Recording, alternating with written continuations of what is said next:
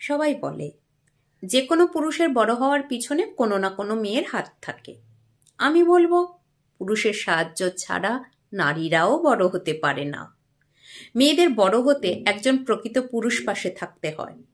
আমি জানি না ঠিক কতটা বড় হলে তাকে বড় হওয়া বলে, কিন্তু আমার এই সামান্য জীবনে যেটুকু বেড়ে উঠতে পেরেছি তা এই দুইজনের সাহায্য ছাড়া সম্ভব ছিল না।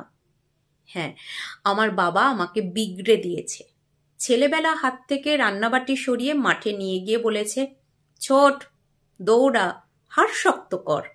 আমার বড় তাই, যে কোথায় আমাকে রান্নাঘরে রাখবে তা না করে নিয়ম করে আমার অফিসের ল্যাপটপে চার্জ দেয়, বই কিনে এনে বলে পড়ো, সংসারের মধ্যে নিজেকে আবদ্ধ রেখো না। আমার বাবা কখনো আমাকে ছেলে বন্ধুদের সঙ্গে খেলতে মানা করেনি। উল্টে বলেছে, বন্ধু বন্ধুই হয়, তার কোনো লিঙ্গ হয় না। আমার বড় হয়েছে ঠিক এমন, যে কিনা আমাকে কোথায় ছেলেদের সঙ্গে মিশতে বারণ করবে, উল্টে আমার সব কটা ছেলে বন্ধুকে বাড়িতে ডেকে এনে আড্ডা দেয়। হ্যাঁ, আমার বাবা আমাকে উচ্ছন্নে পাঠিয়েছে ভিডিও গেম, বিভিন্ন রকম ব্রেন গেম কিনে দিয়ে। সারা জীবন ধরে বলে এসেছে, খেলায় হার জিত দুটোই থাকবে, কিন্তু তুমি হেরেও যেন সফল হয়ে আসতে পারো। বিয়ের পর ভাবলাম এবার হয়তো সবটা বদলাবে। ও বাবা, এদিকে আমার বর কোথায় বলবে মেয়েদের এত জেনে কি হবে, উল্টে সর্বক্ষণ ইংরেজি সিনেমা দেখতে বলে। কোনো ইংরেজি ভুল হলে ঠিক করে দেয়। আমি ভেঙে পড়লে বিন্দুমাত্র সাহায্য না করে বলে, আমি জানি তুমিই পারবে, আমার বিশ্বাস আছে।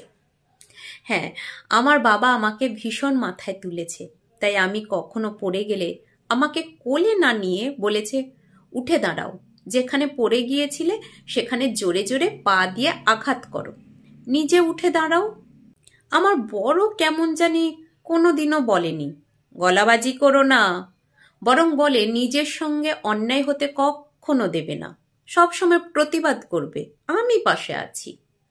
আমার বাবা কখনো আমার বিয়ের জন্য গয়না বানিয়ে রাখেনি, বরং যাতে আমি নিজে উপার্জন করে নিজের শখের জিনিস নিজে কিনতে পারি সেই শিক্ষা দিয়ে এসেছে বারবার।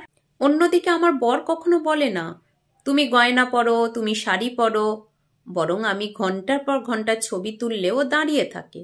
আমি কিছু না লিখলে ও বলে, কি ব্যাপার, তুমি তো অনেকদিন লিখছ না। আমি কিছু লিখলেও আবার মন দিয়ে পড়ে।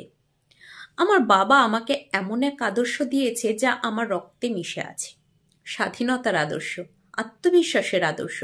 আর সেই আদর্শকে আরো আরো ধারালো করেছে আমার স্বামী। এই দুই পুরুষ আমার জীবনে থাকলে আমি তো বিগড়ে যাবই। আজ 19শে নভেম্বর আন্তর্জাতিক পুরুষ দিবস।